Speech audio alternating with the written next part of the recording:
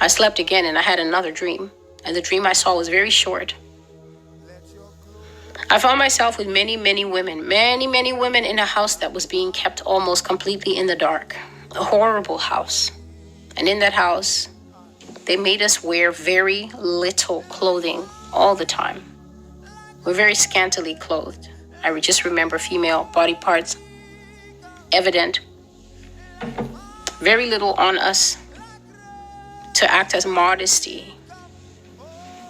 And men came to that house to sleep with us night and day and night and day and night and day without stop. And there were so many black girls in that place, all Nigerian girls, every shade and color, but for some reason, it was mostly the heavily melanated girls. It was mostly dark-skinned girls who favor their natural beauty, beautiful bodies, beautiful faces, beautiful cheeks, youthful women, all ages. I saw people as young as 10, 14 in that place. They didn't have a lot of light-skinned girls. They didn't have a lot of girls my shade, or the people that use the skin lighteners to look international, as they call it.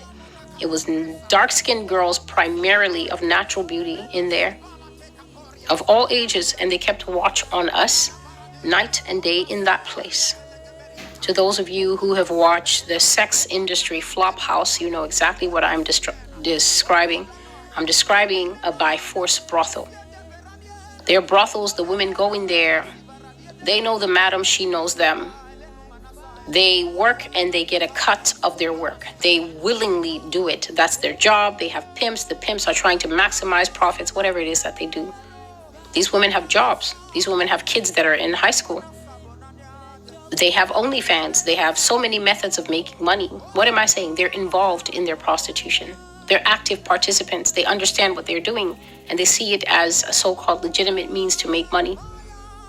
When your freedom is taken away because you're trapped, when your freedom is taken away because you've been duped, when your freedom is taken away because you, like the dummy that was walking in a certain area in the night, get snatched, it's a different ballgame. Nothing you do is of participation. Nothing you do is of your will. And I want to let you know that it kills you. It kills you. It will kill you, especially if you are a person who ends up in a place like that by your own choice. You want the international modeling career so much that you didn't bother to do a single research about the so-called Nigerian agency that was recruiting you. Then you ended up in Dubai under those disgusting and misshapen fat men. Unable to reach your mother, they take your passport, they take your phone.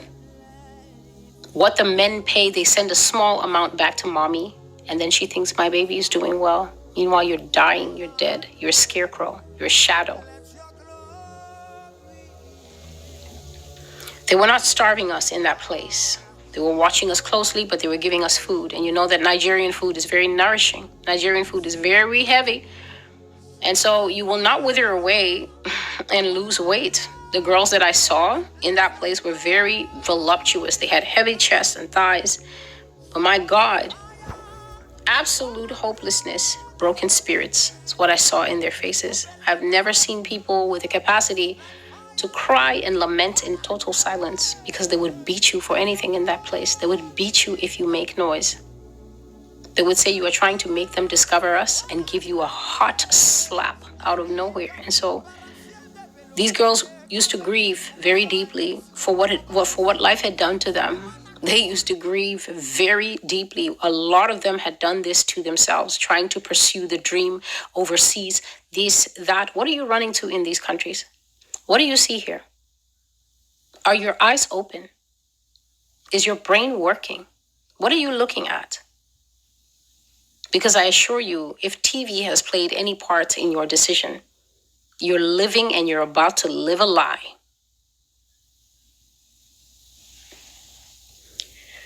So the girls used to lament and cry silently because you could catch a beating in that place for making too much noise, as they called it. We were never making noise. They were just beating us to keep intimidation factor and to keep us quiet.